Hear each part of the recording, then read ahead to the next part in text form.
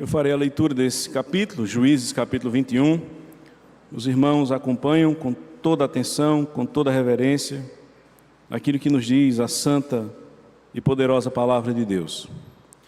Ora, haviam jurado os homens de Israel em Mispa, dizendo: nenhum de nós dará sua filha por mulher aos benjamitas.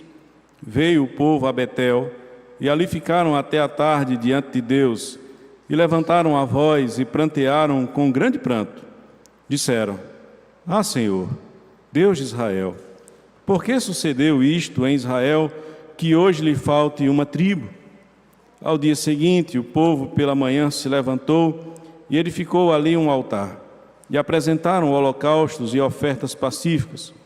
Disseram os filhos de Israel: quem de todas as tribos de Israel não subiu à Assembleia do Senhor? Porque se tinha feito um grande juramento acerca do que não viesse ao Senhor a Mispa, que dizia: será morto. Os filhos de Israel tiveram compaixão de seu irmão Benjamim e disseram: foi hoje eliminada uma tribo de Israel. Como obteremos mulheres para os restantes deles? Pois juramos pelo Senhor que das nossas filhas não lhes daríamos por mulheres. E disseram: há alguma das tribos de Israel que não tenha subido ao Senhor a Mispa? E eis que ninguém de Jabes de Gileade viera ao acampamento, à assembleia. Quando se contou o povo, eis que nenhum dos moradores de Jabes de Gileade se achou ali.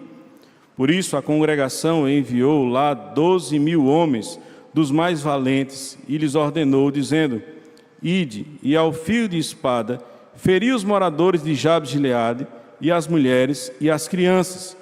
Isto é o que havei de fazer: a todo homem e a toda mulher que se houver deitado com homem, destruireis. Acharam entre os moradores de Jabes de Gileade 400 moças virgens que não se deitaram com homem, e as trouxeram ao acampamento, a Siló, que está na terra de Canaã.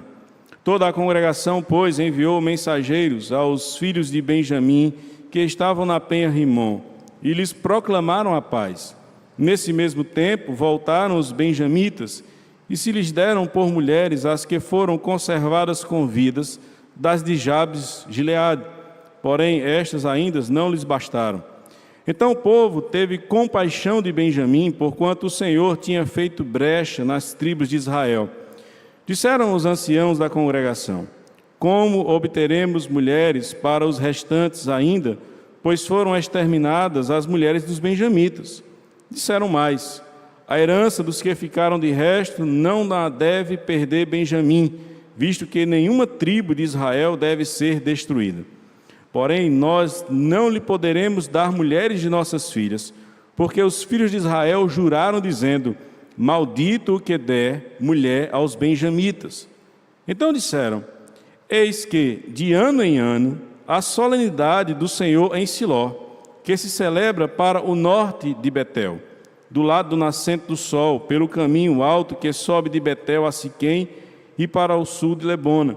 Ordenaram aos filhos de Benjamim, dizendo: ide e emboscai-vos nas vinhas, e olhai, e eis aí saindo as filhas de Siló, a dançar em rodas. Saí vós das vinhas e arrebatai, dentre elas cada um sua mulher, e ide-vos à terra de Benjamim. Quando seus pais ou seus irmãos vierem queixar-se a nós, nós lhe diremos: por amor de nós, tende compaixão deles, pois na guerra contra Jabes de Gileade não obtiveram mulheres para cada um deles, e também não lhes destes, pois neste caso ficaríeis culpados. Assim fizeram os filhos de Benjamim, e levaram mulheres conforme o número deles, das que arrebataram das rodas que dançavam. E foram-se, voltaram à sua herança, reedificaram as cidades e habitaram nelas. Então os filhos de Israel também partiram dali, cada um para a sua tribo, para a sua família e para a sua herança. Naqueles dias não havia rei em Israel. Cada um fazia o que achava mais reto. Amém. Baixe sua cabeça. Vamos orar ao Senhor mais uma vez nesse instante. Vamos pedir que o Senhor seja conosco durante a exposição da sua santa e poderosa palavra.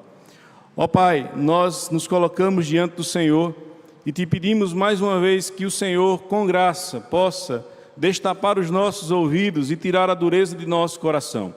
Temos uma necessidade urgente de ouvirmos a Tua santa voz, de compreendermos, ó Pai, um texto tão confuso quanto este, mas certamente o Senhor tem muito a nos ensinar. E nós precisamos, ó Deus, deste texto para a nossa vida, para servir ao Senhor com integridade. Que nessa noite o Senhor fale ao meu coração, que o Senhor fale ao coração dos meus irmãos. É o que eu te rogo, em nome de Jesus. Amém. Meus queridos irmãos, em 1620, os primeiros peregrinos chegaram até o que hoje nós conhecemos como os Estados Unidos.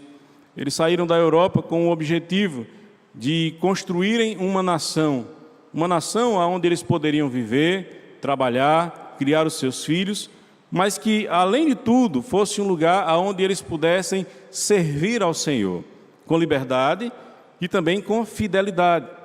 Mas o tempo passou e muito daquilo que se viu nos primeiros séculos da história dos Estados Unidos vem se perdendo tempo após tempo. De maneira que a revista Oeste publicou recentemente uma matéria que mostra que, provavelmente pelo ano 2070, menos da metade dos americanos vão se declarar ou se considerar como cristãos. Aquela nação que antes era reconhecida pelo seu temor e devoção a Deus, a cada ano que passa se esquece mais e mais do Senhor e tem desfrutado não mais de todo aquele grande brilho que a nação americana antes apresentava. Não, pelo menos em termos espirituais. Esse tem sido um grande problema. E você pode olhar para a economia americana e dizer, ela está muito boa. Você pode olhar para a segurança dos Estados Unidos e você dizer, é invejável. Você pode olhar para a educação dos americanos e dizer, olha, ela é um modelo muito bom. Tudo isso é bem verdade. Mas, meus irmãos, o salmista diz, feliz é a nação cujo Deus é o Senhor. De maneira que, se os Estados Unidos tiverem tudo de melhor em termos sociais, mas não tiver o seu povo devotado em fidelidade ao Senhor, eles não têm mais nada. Quando uma nação se esquece de Deus, ela enfrenta graves problemas, ela passa por situações críticas, ela comete o mal contra os seus habitantes, ela despreza ao Senhor. É exatamente isso que vemos quando olhamos esse texto aqui de Juízes, capítulo número 21. Nós estamos nesta saga do livro dos Juízes, um livro que apresenta a fidelidade de Deus, a bondade de Deus, a graça de Deus, mas a teimosia do seu povo. Um povo que costumeiramente se esquece do Senhor, que volta a fazer aquilo que é mal, que desobedece a Deus e que não tem muitas vezes preocupação em pecar contra o Senhor. Esta é a realidade que nós estamos acompanhando em Juízes. Nós podemos observar durante todo o livro que não apenas o povo foi cada vez mais se afastando do Senhor, mas também a sua liderança. Era um juiz pior do que o outro. E quando nós chegamos então nos capítulos finais, capítulo 17 até o capítulo número 21, vemos a história de dois levitas. Nós vemos um levita envolvido com uma família e que essa família cria uma religião particular que depois se torna a religião da tribo de Dan. Depois nós conhecemos um levita que foi capaz de entregar sua própria esposa para ser morta a fim de preservar sua vida. E diante disso, uma grande revolta em Israel surgiu e a tribo de Benjamim, ela foi penalizada por não trazer disciplina para os malfeitores que cometeram aquela tragédia descrita no capítulo 19. A mulher do levita foi assassinada depois de ser violentada uma noite inteira e ele então a despedaçou em 12 partes e enviou essas partes por todas as tribos de Israel. Parecia que depois da disciplina que foi aplicada, nós teríamos agora um momento de paz. Estamos chegando ao final do livro. Quando você lê um livro, o que é que você espera? Um final feliz. Mas o final feliz não chegou aqui em Juízes. Pelo contrário, nós temos um momento sombrio. Nós temos mais uma vez um povo que não se lembra qual é o seu papel. O papel do povo do Senhor é servir ao Senhor. Israel, mais uma vez, demonstra que não aprendeu com os seus erros. Nós vemos aqui nesse texto, meus irmãos, uma nação que se esqueceu de Deus. Eu quero convidá-los então a refletirem comigo sobre este tema. Uma nação que se esqueceu do Senhor. O que é que acontece quando uma nação se esquece do Senhor? Em primeiro lugar, nós veremos do verso 1 ao verso número 15. Eles aprovam atrocidades contra os seus habitantes. Vejamos o que diz o texto. Ora, haviam jurado os homens de Israel em Mispa, dizendo: nenhum de nós dará sua filha por mulher aos benjamitas. Você se lembra que houve uma grande batalha, todo Israel se reuniu como um só homem, eles consultaram ao Senhor, eles foram para a batalha, e eles, depois de 2 derrotas, conseguiram então derrubar a tribo de Benjamim. Mas só que há um detalhe: 600 soldados de Benjamim, 600 homens da tribo de Benjamim, eles fugiram, eles escaparam. E agora, nesse momento, pós-batalha, pós-guerra, nós temos os homens de Israel fazendo uma promessa. A promessa é: ora, nenhum de nós vai dar sua filha para um benjamita. Eles não vão casar entre nós. Mas há aí um problema. Como é que essa tribo ela vai continuar existindo? Se esses homens eles não casarem, se eles não tiverem filhos, então rapidamente aquela tribo ela iria desaparecer. E diante disso, o povo de Israel ele vai se compadecer da situação de Benjamim. Eles foram guiados pelo Senhor, o Senhor os conduziu, o Senhor foi quem os levou àquela batalha, o Senhor confirmou que eles deveriam lutar contra Benjamim, mas agora eles estão em uma situação de tristeza. Diz o verso número 2 que eles plantearam com grande pranto, eles choraram amargamente, eles demonstraram grande, imensa tristeza pelo que aconteceu. Afinal, eles são todos irmãos. Mesmo que houvesse necessidade de punição, mesmo que aquilo fosse aprovado por Deus, mas havia no coração deles um sentimento de eles são nossos irmãos. E agora eles vão simplesmente desaparecer. É como se um Estado brasileiro ele deixasse de existir. E nós não poderíamos ficar felizes com isso. Nós também deveríamos lamentar. A grande questão, meus irmãos, é que Israel, no capítulo 20, parecia ter aprendido o caminho. Lembre-se que eles consultaram ao Senhor várias vezes. Eles foram ao Senhor, consultaram ao Senhor e fizeram da forma correta. Aqui deveria então seguir-se isso. Eles deveriam ir ao Senhor e dizer: o que é que nós faremos, Senhor? Porque uma tribo vai desaparecer, mas eles não consultam a Deus. Eles começam a imaginar situações que possam então resolver a problemática que se criou. E eles inclusive vão até o Senhor, mas eles vão apenas lamentar. Eles dizem: ah, Senhor Deus de Israel, por que sucedeu isto em Israel, que hoje lhe falta uma tribo? E eu acho incrível como o povo de Deus tem uma cara de pau assim, que é impagável. Eles sabem por que é que tudo aquilo aconteceu. Não foi simplesmente Benjamim que cometeu aquilo que era ruim e que foi penalizado. Durante toda a história dos juízes, o que mais vemos, o que mais se repete, é uma demonstração de todas as tribos envolvidas na idolatria, na desobediência, fazendo aquilo que é mal. Todo Israel absorveu os falsos deuses de Canaã. Todo este povo se esqueceu do Senhor. Mas agora eles estão aqui se lamentando e perguntando por quê? Por que que isso aconteceu? A resposta era muito fácil: porque vocês não serviram em obediência ao Senhor. Mas há um desejo de resolver aquela situação. E o desejo, ele vai criando formas de que isso possa ser resolvido. Nós não podemos quebrar o nosso juramento, nós fizemos uma promessa. Nós não podemos entregar as nossas filhas para os filhos dos benjamitas. Aquele que fizer isso será morto, é a promessa. Então, o que é que nós podemos fazer? E eles começam a questionar: quem foi que não atendeu à convocação de guerra? Quem é que faltou àquela batalha? Quem foi que não veio perante o Senhor naquela batalha contra Benjamim? E eles descobriram que um grupo, uma cidade em específico, não esteve presente: Jabes de Gileade. E o que é que eles vão fazer com os homens e com as mulheres e com as crianças de Jabes de Gileade? Eles vão executá-los. E você pode perguntar: mas por que eles fizeram isso? Bom, era lei do Senhor isso aqui. Números determina que quando uma nação, uma parte da nação ela não vai para a batalha, ela poderia ser punida, porque ali é uma guerra santa, é o Senhor que está estabelecendo. Eles simplesmente se recusaram a lutar e o povo de Israel então decide: eles devem ser penalizados. Mas só que não vai parar por aí. Eles têm algo mais, eles têm um plano a mais nas suas mentes, eles têm um plano a mais em seus corações. E qual é o plano? Eles vão arrumar mulheres para que aqueles 600 homens, eles possam então se casar, ter filhos e dar continuidade à tribo de Benjamim.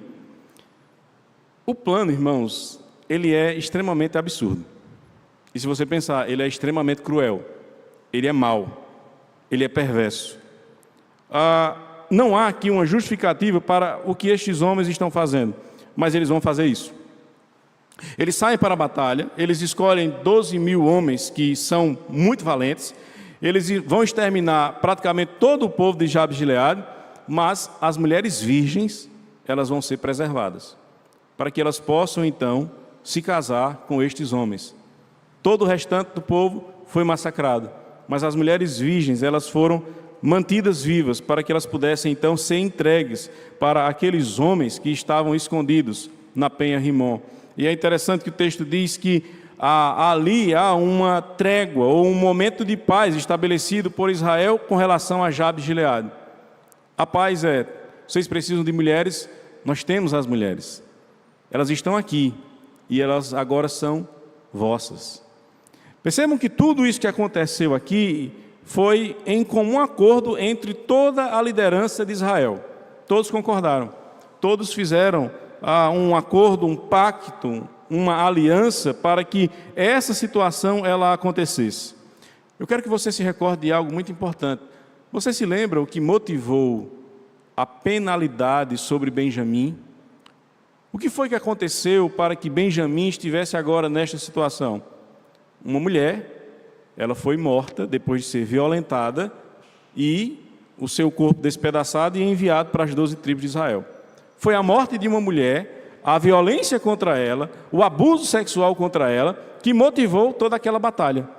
Mas agora Israel está se comportando de uma forma estranha, porque eles estão validando que 400 virgens sejam também violadas, sejam entregues a estes homens que foram considerados como inimigos de Deus, que foram considerados como pessoas que não mereciam mais fazer parte do povo do Senhor. Eles se preocupam muito mais com aqueles homens do que com a glória de Deus, com a honra de Deus e com a vida daquelas moças que eram inocentes. Uma mulher foi morta e eles saíram para a batalha. Uma mulher foi violentada e eles saíram para a batalha.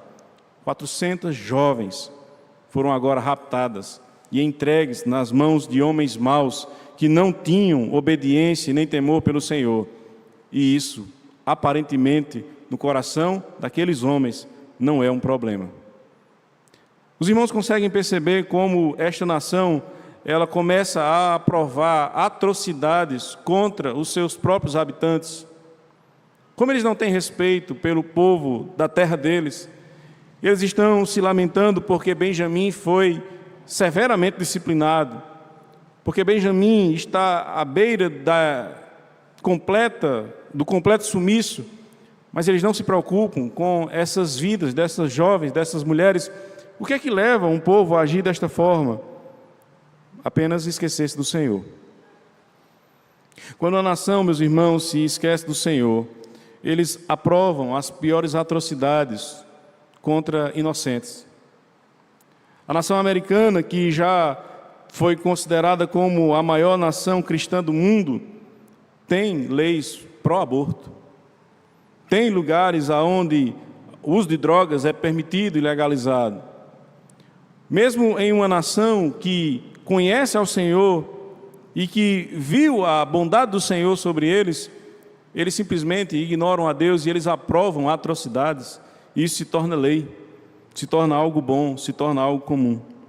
Essa população, ela simplesmente não entende o que é que ela está fazendo. O nosso país, ele é campeão em aprovar atrocidades. É um povo que não se lembra do Senhor, é um povo que não se preocupa com o Senhor. Sim, é verdade, nós temos hoje um grande número de evangélicos surgindo. Esse número não está fazendo diferença em nossa nação. Pelo contrário, nós ainda somos vistos como um povo extremamente imoral, nós somos ainda vistos como um povo extremamente corrupto, nós ainda somos vistos como um povo que não tem, de fato, um status social aceitável, porque nós não tratamos este país com o devido respeito que ele deveria ser tratado. Isso envolve também a igreja de Deus, isso envolve também o povo do Senhor, porque muitas vezes o povo do Senhor não se lembra não têm a devida noção das atrocidades que estão sendo cometidas contra os seus irmãos, em termos de nação, e eles não fazem nada.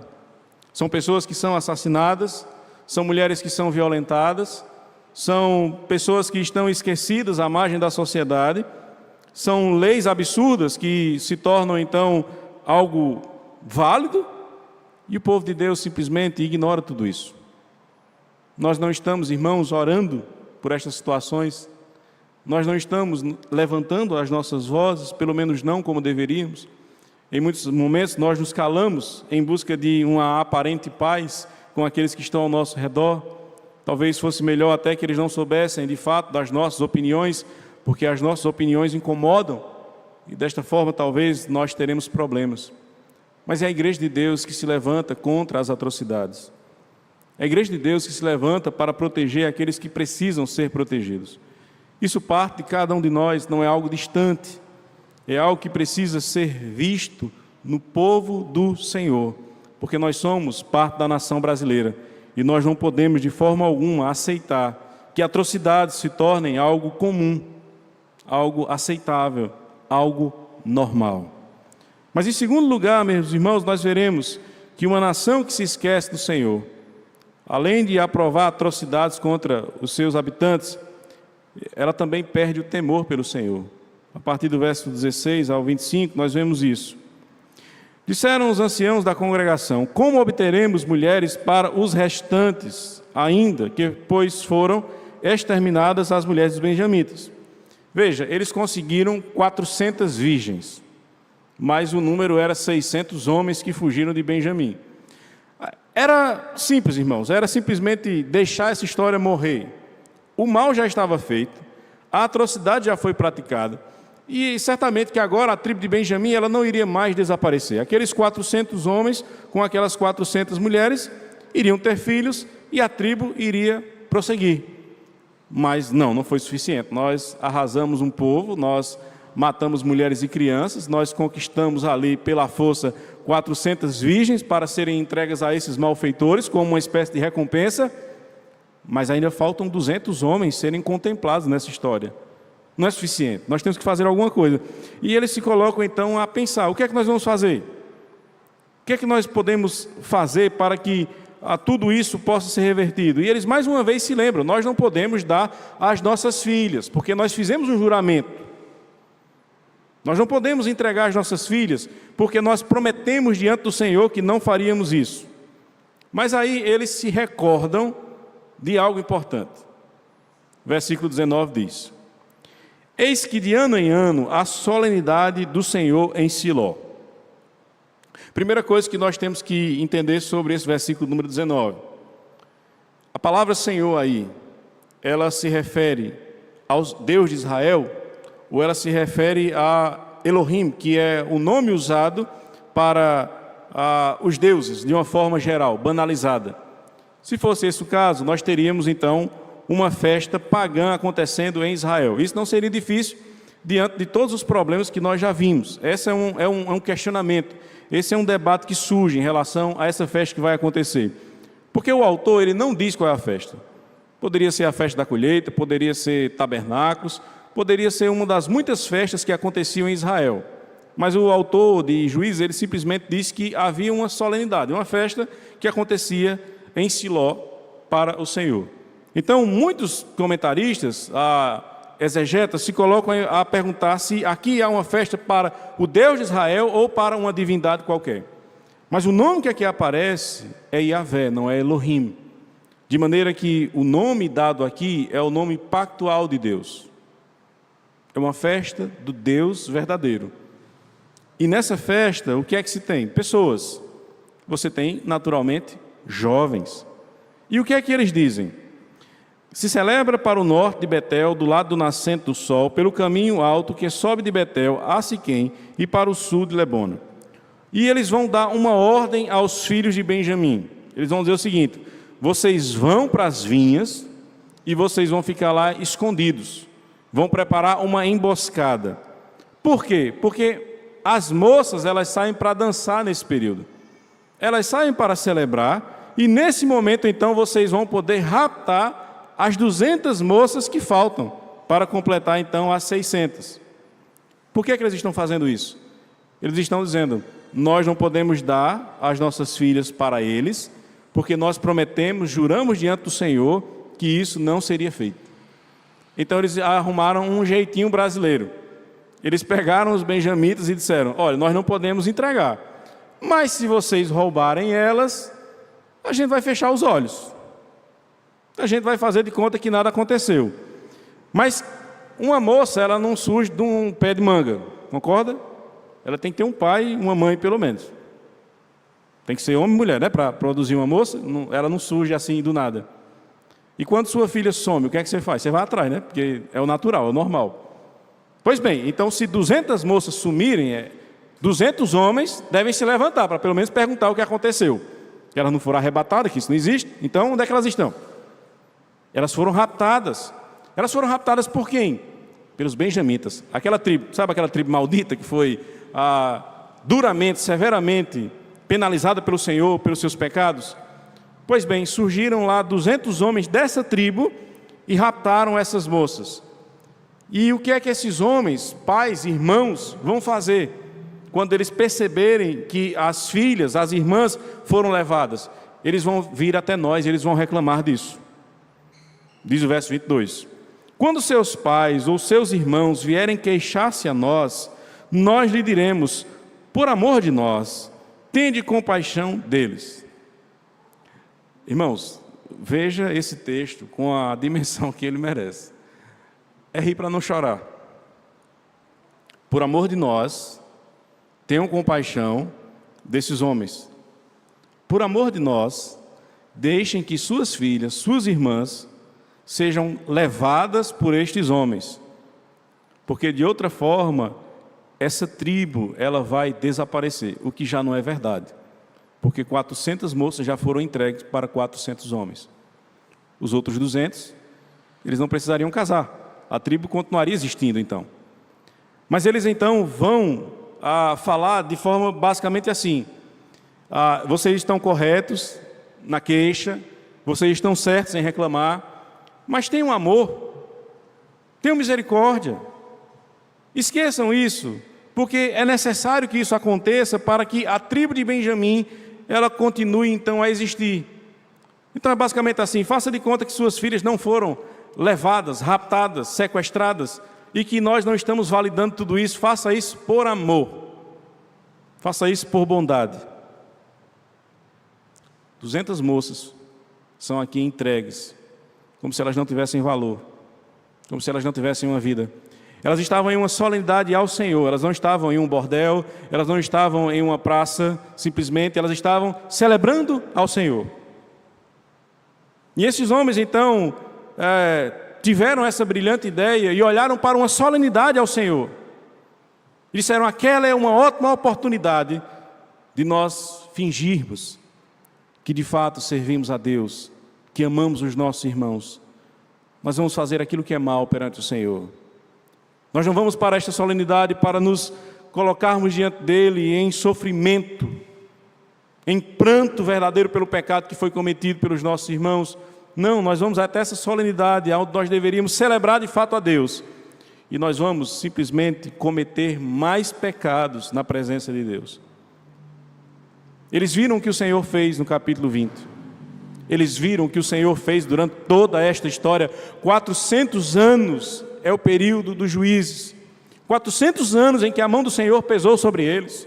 400 anos em que eles rogaram ao Senhor, pedindo: Senhor, tem misericórdia de nós, não nos abandone, nós somos o teu povo. E o Senhor sempre mandou o libertador. E o Senhor sempre agiu com compaixão, o Senhor sempre agiu com misericórdia. Enviou aqueles que poderiam livrá-los. Mas mesmo diante de todos os problemas, de todos os atos maus, eles continuam a fazer aquilo que é errado. Meus irmãos, há uma frase que é muito dita entre os evangélicos, e se você disser, por favor, pare de dizer: se ele não vier pelo amor, ele vem pela dor. Ninguém vem pela dor, só vem pela graça, só vem pela misericórdia de Deus.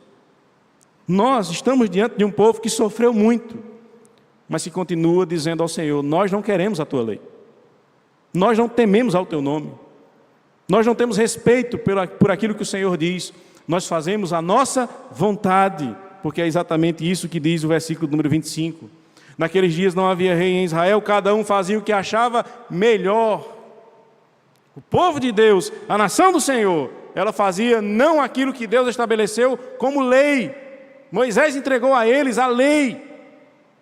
Mas eles dizem não, nós vamos fazer aquilo que nós queremos. Nós vamos resolver tudo aqui da nossa forma, da nossa maneira. Nós temos o nosso jeitinho brasileiro. E pouco importa então se há corrupção, pouco importa se há maldade, se nós prejudicamos os outros, se nós enganamos os outros, se nós fazemos aquilo que é mal, se nós pecamos contra Deus. O que importa é que nós fazemos aquilo que nós queremos.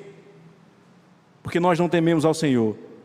Quando nós agimos desta forma, é essa frase que surge: nós não temos temor pelo Senhor.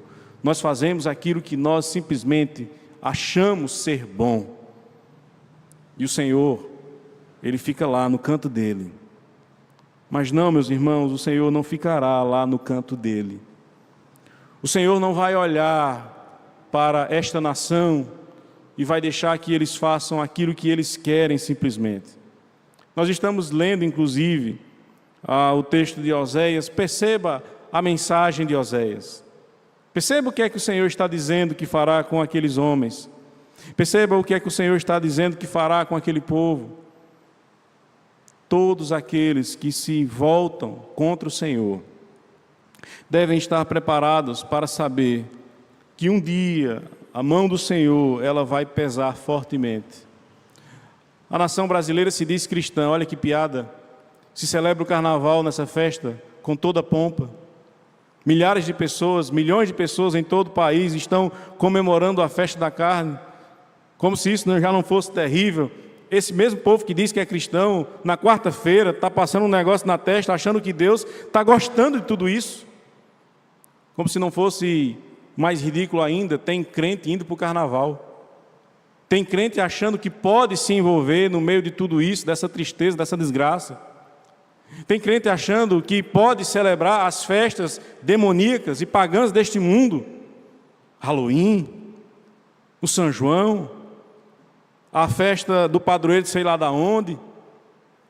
E esse povo continua dizendo: nós servimos ao Senhor, nós somos cristãos, nós temos Deus no nosso coração.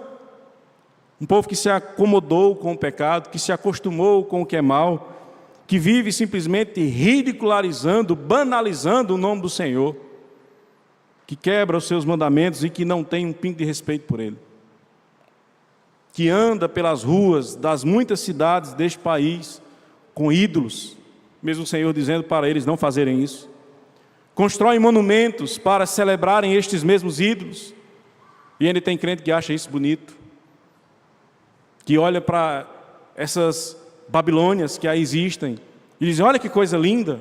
O seu Deus, Ele não acha aquilo bonito. O seu Deus não acha aquilo belo. O seu Deus, Ele está olhando para a nação brasileira, meus irmãos, e tudo aquilo que nós estamos passando também é fruto da mão de Deus pesando sobre o Brasil. Um povo que não teme a Deus, onde muitos evangélicos envergonham o Evangelho, onde muitos evangélicos se comportam pior do que os ímpios. O apóstolo Paulo, inclusive, vai nos dizer que nem entre os ímpios acontecia aquilo que acontecia no meio do povo de Deus em Corinto. Muitas vezes, nem mesmo lá fora, acontece aquilo que acontece em nosso meio. Nem mesmo no mundo, muitas vezes se vê práticas tão tristes quanto as que são cometidas por este povo que se diz do Senhor. Mas uma coisa, meus irmãos, nós podemos saber: além de que o Senhor, Ele não aceita de forma alguma esta realidade, não apenas a nação brasileira, mas todos os povos, tribos, línguas, raças, nações, todas as pessoas deste mundo um dia irão se curvar diante de Cristo. Hoje podem rejeitá-lo, hoje podem ridicularizá-lo, mas um dia todos nós estaremos diante dele. Vamos nos ajoelhar na presença dele. Vamos confessar que Ele é o Rei dos Reis e o Senhor dos Senhores. A única esperança, não apenas para a nação brasileira, mas para este mundo, é se curvar diante de Cristo Jesus. Não há outra forma, não há outra maneira, não há outra esperança.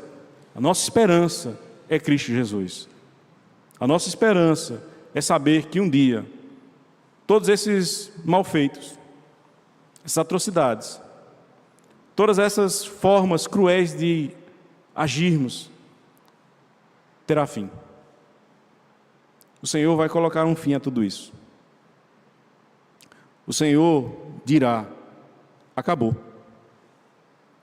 É chegado o dia em que estes homens verão de fato quem eu sou.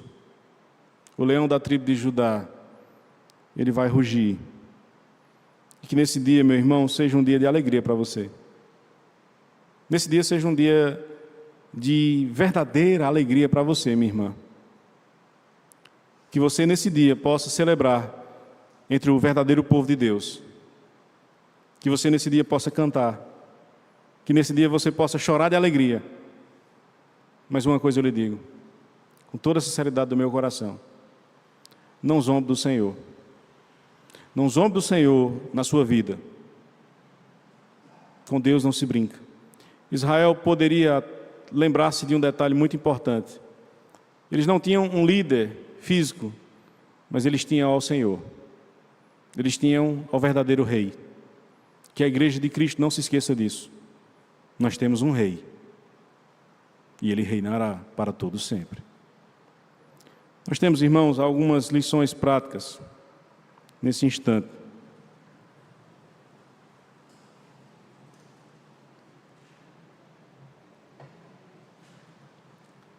Em primeiro lugar, se posicione contra as atrocidades deste mundo, deste país. Que atrocidades, pastor? Em primeiro lugar, meu irmão, eu tenho que lhe perguntar: você é a favor do aborto? Se você for, é uma excelente oportunidade para que você se converta, para que você entregue sua vida a Cristo. Você é a favor da ideologia de gênero? Se converta. Você é a favor do uso de drogas? Se converta. Você é a favor do homossexualismo? Se converta. Eu não sou a favor de nada disso, pastor. E por que é que você anda votando em quem é a favor de tudo isso? Por que é que você faz parte desse movimento?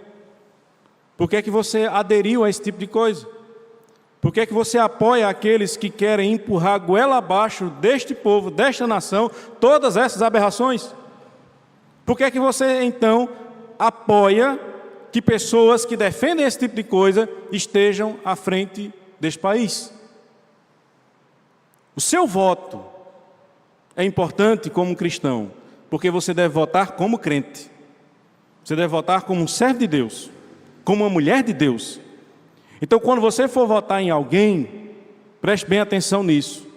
Vote naqueles que não defendem essas barbaridades. Votem naqueles que não defendem aborto, ideologia de gênero e por aí vai. Porque, meu irmão, não faz sentido. Não é uma coisa aceitável. Em quem eu vou votar, pastor? O voto é seu, mas os princípios são bíblicos. Os princípios são da palavra do Senhor. Então não apoie, não aprove esse tipo de atrocidade, porque você é parte do povo de Deus e você quer uma nação que honra e que defende o nome do Senhor, não de uma nação que se esquece dos seus princípios e mandamentos. Em segundo lugar, você não pode desprezar a lei do Senhor. Sabe quando você deixa de vir adorar o Senhor em nome de um momento de lazer?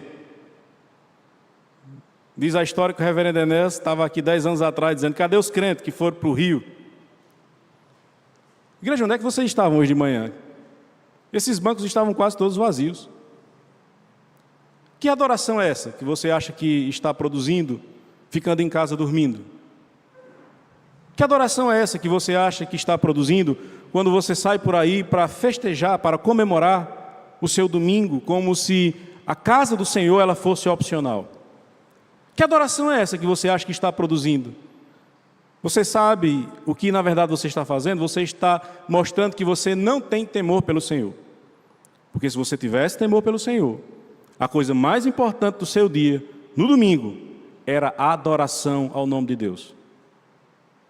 Pastor, mas eu quero descansar. Descanse, celebre, comemore esse dia que o Senhor te dá, para que você possa então descansar nele. Onde foi que você aprendeu que você deve comemorar, descansar em você mesmo? Você é chamado para adorar, você é chamado para celebrar a Deus. Então, meu irmão, coloque na sua agenda de vida, domingo é dia do Senhor, não é o meu dia. Não é o meu dia de ir para o sítio, não é o meu dia de ir para o parque, não é o meu dia de fazer isso ou aquilo, é o dia de adorar a Deus, porque o meu Senhor me salvou, porque Ele enviou o seu próprio Filho, derramou o seu precioso sangue naquela cruz, não para que agora eu agisse como se eu não tivesse medo da presença dEle. Antigamente eu escutava muito isso lá no meu querido Ceará, quando os jovens resolviam aprontar das suas, eles diziam assim: se Cristo voltar e você estivesse comportando assim, eu fico pensando, como seria bom se Cristo voltasse mesmo na hora da escola dominical.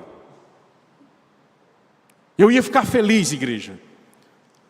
Mas você certamente deveria ficar envergonhado, porque você não tem desculpa para não vir para a igreja.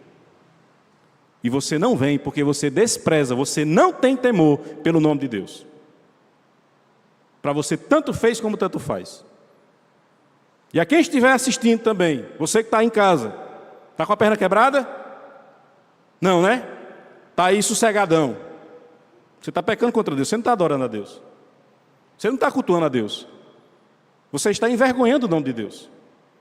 Se você agora, nesse momento, está assistindo ao vivo, eu lhe dou um conselho: desligue a televisão, ore ao Senhor pedindo perdão, porque isso não é adoração. O Senhor nos convoca a estarmos na presença dEle. Nós estamos na presença do YouTube. Isso aqui é para quem não possa vir, não é para quem não gosta de vir, não é para quem escolhe não vir. Mas isso só faz sentido se você tiver temor pelo Senhor. Se não tiver, pouco importa, tanto faz. Você que está participando de festas mundanas, sabe a festa que teve aqui? Esse pretexto? Tem um momento lá que você pode andar. Mas no momento que começa a festa, pode ser Roberto Carlos, Vitor e Léo, quem molesta for. Não é para você. Por quê, pastor? Porque lá tem embriaguez, lá tem pessoas seminuas, lá tem pessoas se embriagando à torta e à direita, e você está lá, crente, envergonhando o Evangelho, mostrando que você não tem temor pelo Senhor, mostrando que você simplesmente despreza aquilo que Deus diz a você. E se você acha que eu sou radical, vá ler o Evangelho. É Cristo quem diz, não sou eu, que se você for causador de escândalo, pega uma pedra, amarra no pescoço e pula no riacho. Quem diz ao Senhor Jesus, não sou eu. Mas se você não tem temor pelo Senhor, e se você anda por aí envergonhando o Evangelho, se você anda por aí simplesmente escandalizando o nome de Cristo, é porque você demonstra que não tem temor pelo Senhor.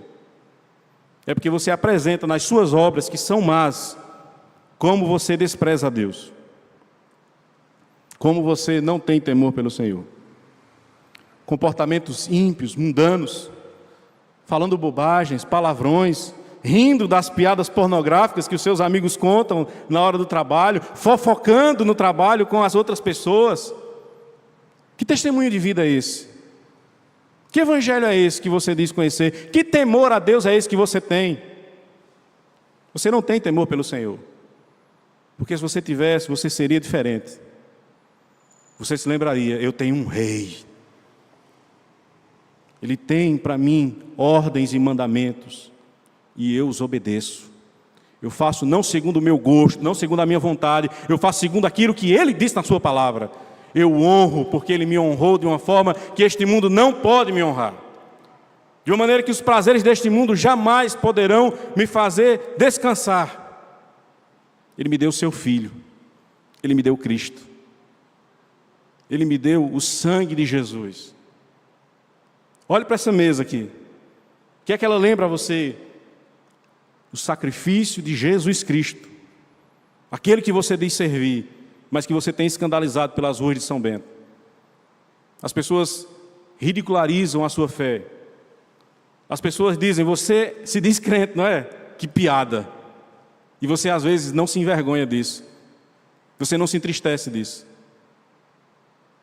Que temor é esse? Que amor é esse? Meus irmãos, só há uma esperança para cada um de nós. De fato, devotarmos a nossa vida àquele que nos salvou, Cristo. Não para que você seja salvo, porque você já foi salvo. Apresente isso através das obras. Apresente os frutos de justiça. Se apresente como um servo de Deus.